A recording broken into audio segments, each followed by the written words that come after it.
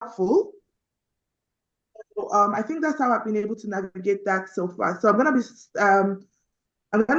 start writing my dissertation by fall, hopefully. Okay, congratulations on that. And yeah, those are some really, really great points. Um, I think that a lot of students, well, for one, when they're really trying to prepare for their research and prepare to get out into the field, that proposal stage, it's a big one. It's a big step because, like you said, it prepares you for that field research that you're going to do. But one of the things that I would like to just focus on is learning how to do a literature review. I think that that is a point of contention for a lot of students that they need to really be invested in. So, the more that you can learn about writing a literature review when you first get there, please do that. I mean, the more that you can learn, the better. So, when you get to your, proposal writing stage, you'll have a much more clearer idea and a better articulation of the significance of your research, why it's necessary, what kind of interventions or additions you will be making to this body of knowledge and to knowledge production in this area. So please do, prepare for that literature review. So one thing that I wanted to cover, I wanted to go back to the part about writing those statements of purpose. But before we go there, I definitely want to give you a chance to respond to some to that question on the job market. So go ahead, Wumi. Yeah, thank you. Because, when I saw the sub theme, writing your dissertation and preparing for the job market, I thought, oh, whoever prepared this must have probably had maybe a similar experience as I did. So I started writing my thesis. In my head, I started writing in July, but in actual fact, I probably started writing it, like getting a hang of what I would write in September. Now, one mistake I made was to start with the introduction first. I learned that it was a mistake from YouTube videos. YouTube is phenomenal with, so many videos by grad coach and all of them about writing a thesis was really important because there are centers in each university where you can get help, but oftentimes the help is limited to maybe like 30-minute session and you want something longer. And a lot of students struggle with going back and forth with their supervisors before having something that they can share. So that was the situation I found myself. So I subsequently found that I should have started with my empirical chapters. One, because it's your data, you get excited, you are enthused, you just start writing, you can pour yourself into it. And two, because there's really nothing for you to introduce if you don't have the empirical chapters, because your chapter one, you already have a bit of it in your research proposal. And you're then introducing the entire thesis in your chapter one and concluding. So I got into this, should I call it a quagmire, where I felt like my everyday life from September till December was just getting to my desk, writing my thesis. I developed back pain. I'm not a tall person. I thought I shouldn't have back pain. But, when people talk about exercises, I realize that it's so true. There are exercises for stretching, your shoulder blades and your back pain, because you carry the stress on your shoulders, was what I came to realize. So exercises helped me. Taking walks in the morning helped me, to write. But more fundamentally is when I started to prepare for the job market. So a job advert was shared with me. And I thought, oh, I'll get a draft of my thesis ready before I started. But something made me start putting together the job application. And that became the saving grace for my mental health. I was writing my thesis and crying every week, practically crying every week. But the moment I started putting together my job application, I found another distraction. So when I'm frustrated with my thesis, I move into the job application package, which is a lot. You have a cover letter where you brag about who you are and why you're the perfect fit for the job. You have the teaching statement or pedagogy, whatever name they call it, where you talk about your teaching experience and your philosophy about teaching, how you think people should learn and how you practice that. And then you have your research statement, which is also helpful as you're writing your thesis because you can start to project what your future research would be. I set up my research statement to cover my future research in 3 years and in 7 years. So I was able to get a 2-page research statement. Sometimes it could change depending on the job. And I like the link because it helped me to really get out of the drag of writing a thesis to then preparing for a job. And that first job, I got an interview. I'm not sure about the second stage yet, but I mean, that's how much it helped me to put together a job application, which is also a job in itself. Each job package is usually about 60 to 100 pages if you're going to put a writing sample in there. So in summary, the thesis writing process, you do it, at your pace and also involve your village.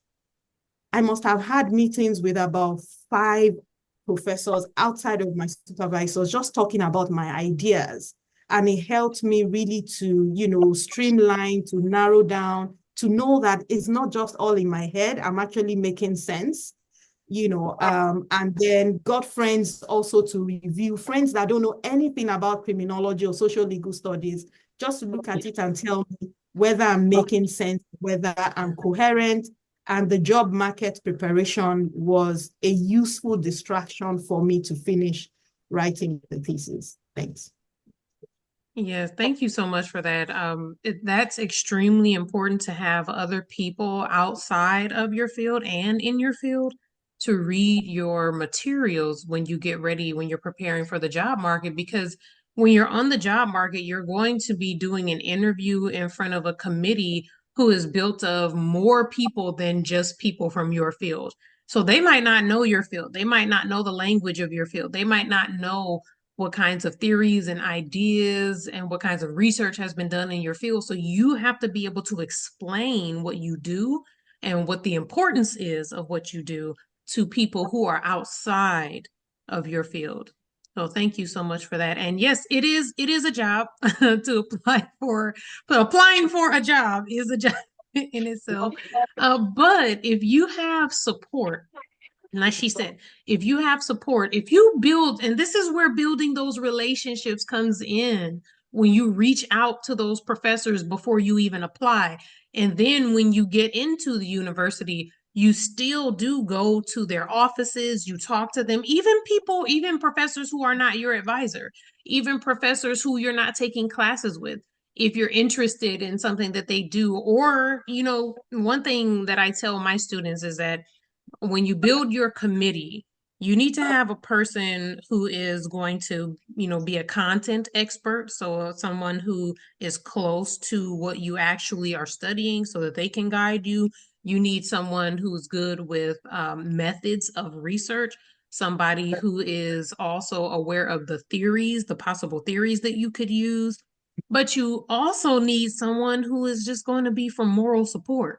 That really strong, supportive person who has been there, who's giving you advice and all of that, put them on your committee, so that they can help you and guide you and be that, that morale booster for you over time.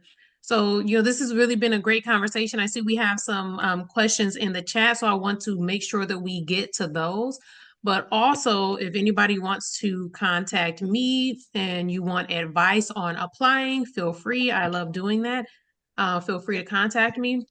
One thing I want to just hint on before we move on to the questions in the chat, is that when you're writing, right, when you're first applying and you have to write the statement of purpose and the personal statement, and those are two very different things. You might have talked about that already. They're very different things. So the statement of purpose is supposed to be about your research and letting them know that you are able and capable of doing graduate level research, that you're capable of going through a doctoral program. So they want to know what has been your background. You know, you have to show them that you have a vested interest in this topic, in this area, that you have had experience doing research, that you have also been reading literature, that you've also thought about theory. You know, they want to know all of these things in your statement of purpose. Like, why are you applying to this program? And so they also want to know, what are some of the things that you would want to do? How would this, education benefit you in terms of the goals that you have for yourself? So you definitely want to talk about that there.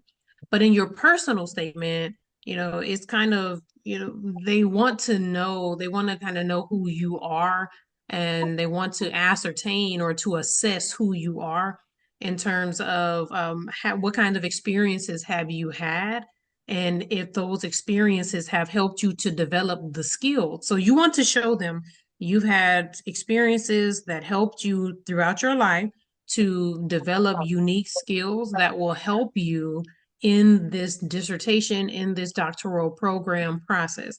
So I want you to, really think about the differences between the personal statement and the statement of purpose. So that statement of purpose is to show them that you have experience in research, that you're ready, that, you are really interested in doing this. And it's not just something that you just came up with, but you want to show them that you have a track record, right? An academic track record. And you can do that in a lot of different ways. But the personal statement is to show them that you have had this life experience that has helped you to build skills that have prepared you for graduate study, for a doctoral program. So now I want to move on to the questions. So Wumi, you're going to have the first question, and it says that I'm planning to apply this coming October, and my interest is in the field of historical films, not to be confused with film history. I hope that Toyosi can give more insight. So Toyosi, you as well as Wumi can respond to that.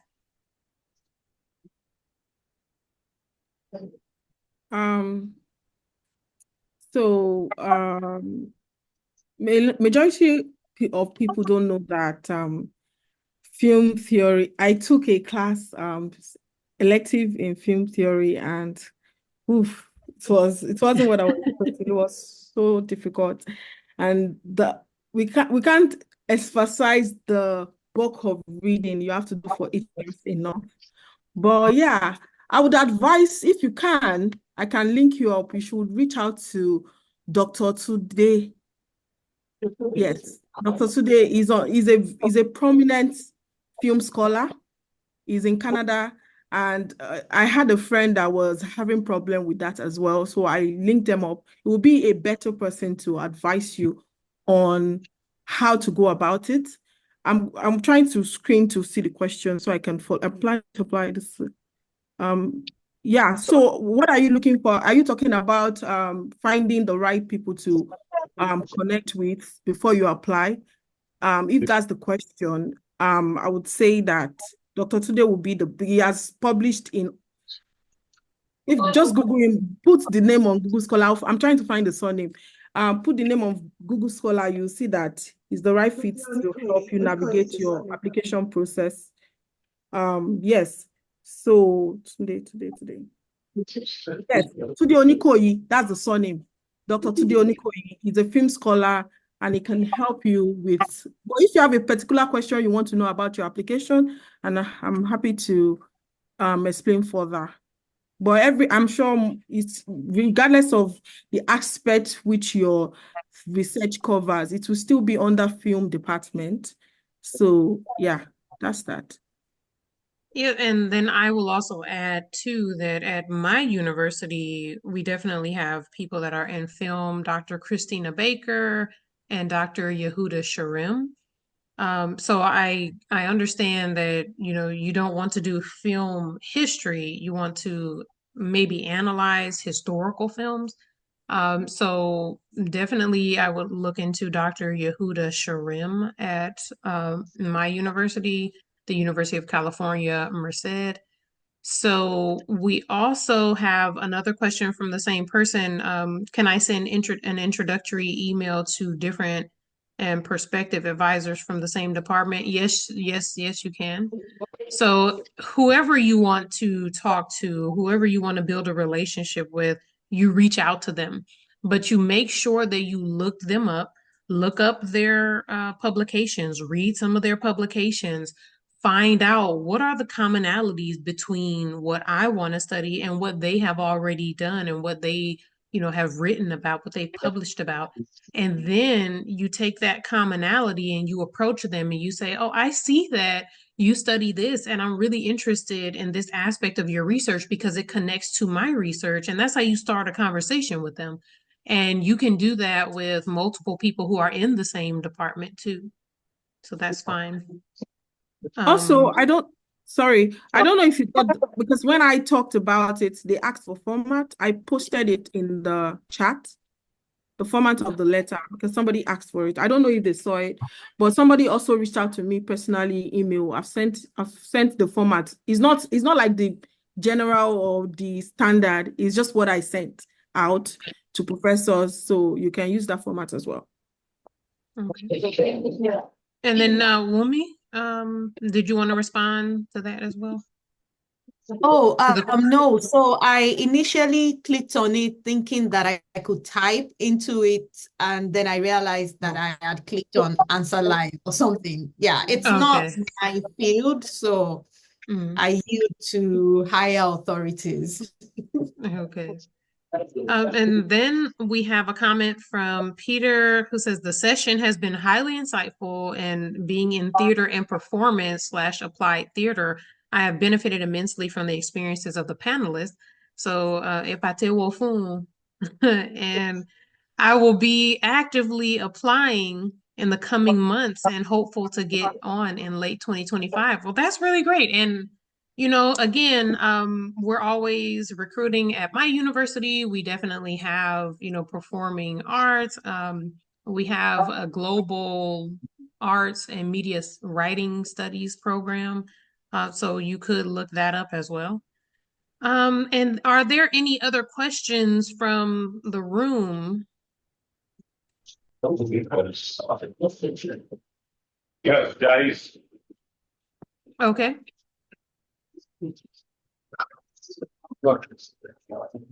Okay. Thank you, Chairman and member of the panelists. My question is on applicants writing to a professor before he is considered for admission. And supposing a candidate do not know anybody, any professor to write to, so what will happen? Then secondly, supposing somebody officially applied online without going through any professor, does that imply that he or she will be denied admission? Thank you.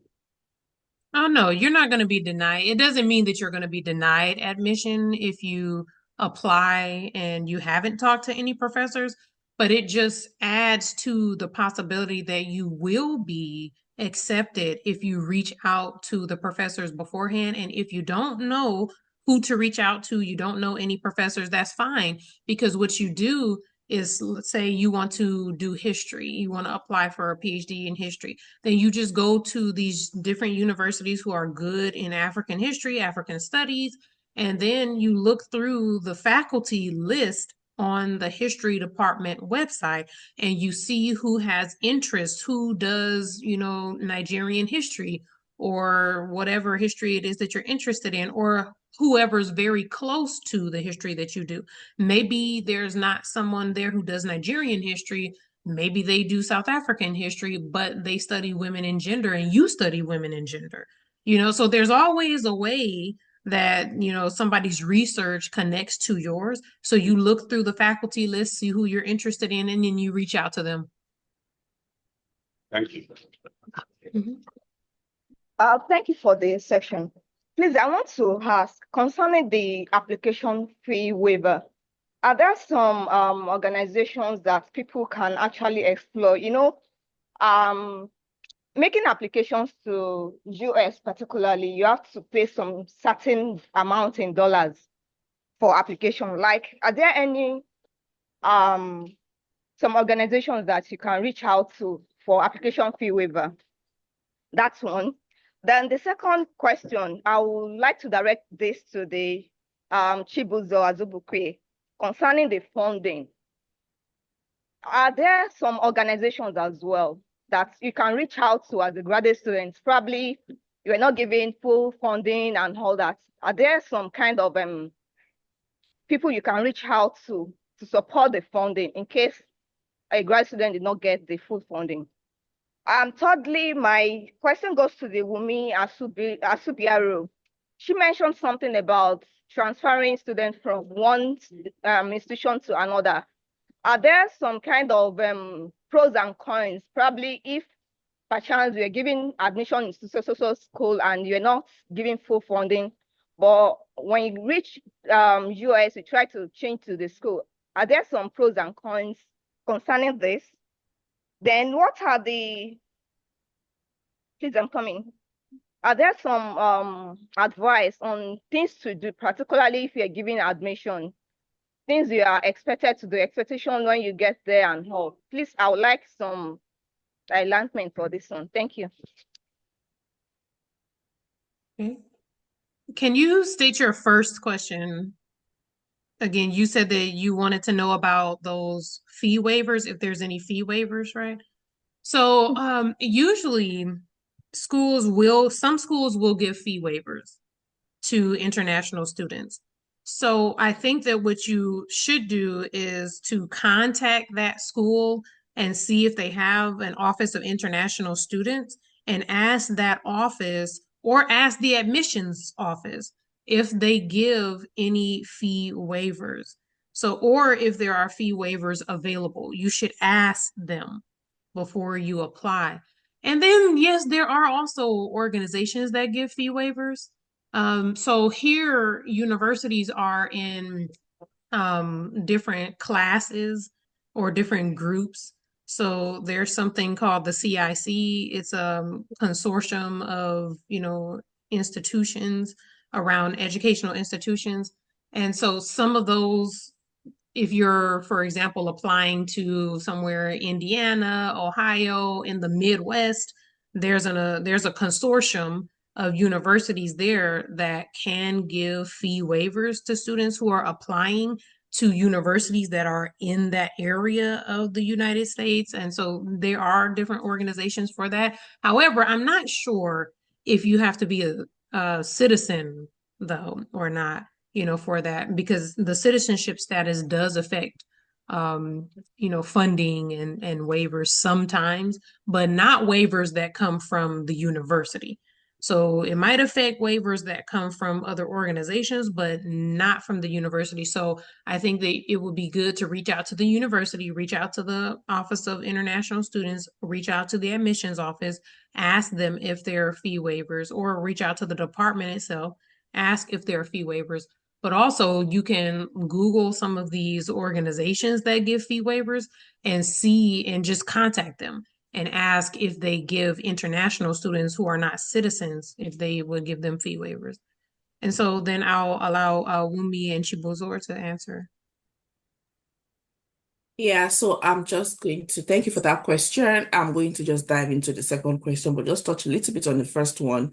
So some universities have this application time where they just tell you about their school. If you join those Zoom sessions, they usually give like a code in which you don't have to pay for application. So if you're looking out to apply for schools, you can follow up with when they're going to have their open sessions and join via Zoom to get the code. That's one. Secondly, for people from countries like Nigeria, if you write to the graduate school, you can qualify to also get like an application code that will enable you not to pay for that as well. So you can ask them or ask politely. Then for funding, so when it comes to organization that gives funding, yes, there is. For example, there is PEO. PEO gives funding. So if you get admitted into a school in North America, which is anywhere in the US or Canada, PEO international, yeah, PEO, they will give you funding up to, I think, $12,500 to cover part of your funding.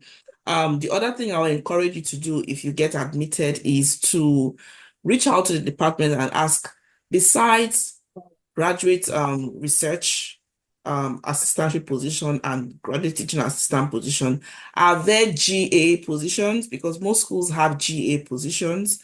This GA could be administrative, it could be graduate school, it could be with the international student office. They usually have that. You can even go to their website and check for their job board. When you check there, you could actually see even housing and dining. Yeah, I know of a student who had that issue. Housing was able to even provide him that free tuition, and even gave him like a space where he had to stay for the entire period. So and then if some schools have like eateries, they have those core halls within the school. Because it's within the school, you can actually work there. So those are things you can actually explore, and you get some funding, at least for that. Sometimes students can be on it for like 1 year or 2 years or so before they are able to get positions in the department for either graduate teaching assistantship or graduate research assistantship. So yeah, I think most people don't do a good job at really delving into other GA positions before just giving up on the funding. Yeah, I'm going to stop there. Okay, just a quick one on changing universities or transferring. So, and I liked your question because it linked up with funding. So I changed because of funding. I started my PhD at Carleton. Carleton only offered me half tuition scholarship. And so, well, I guess I was lucky. My supervisor was changing school, moving to University of Toronto. And I applied there because University of Toronto is #1 in Canada. And that's also why I couldn't transfer my credit because they just had this chip on their shoulders like, nah, you can't transfer your credit. So I had to start at U of T all over again, which was not so bad for me, actually, because it gave me more time with coursework and the theories. Some people might not be able to do that, but I think a lot of universities would allow you to transfer at least the credit for your theory course, because for PhD studies, the first year, you're usually expected to do a theory course, a methods course, and some universities might allow you to transfer that credit. U of T just did not allow me, but I did not mind because also my family situation, Toronto was better for my family than Ottawa, which is a more dull town.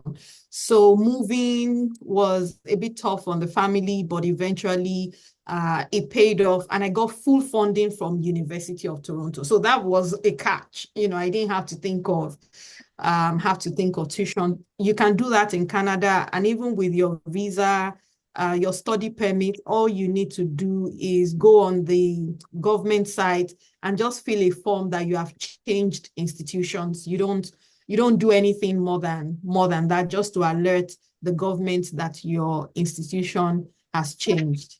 So yeah, I hope that answers your question about changing institutions. Yes, thank you. Yes. Thank you so much. I really appreciate it. It looks like we're going to be ending the session really soon. And so I hope Hello, that this please, has been. I have a question. Okay. Can I go ahead?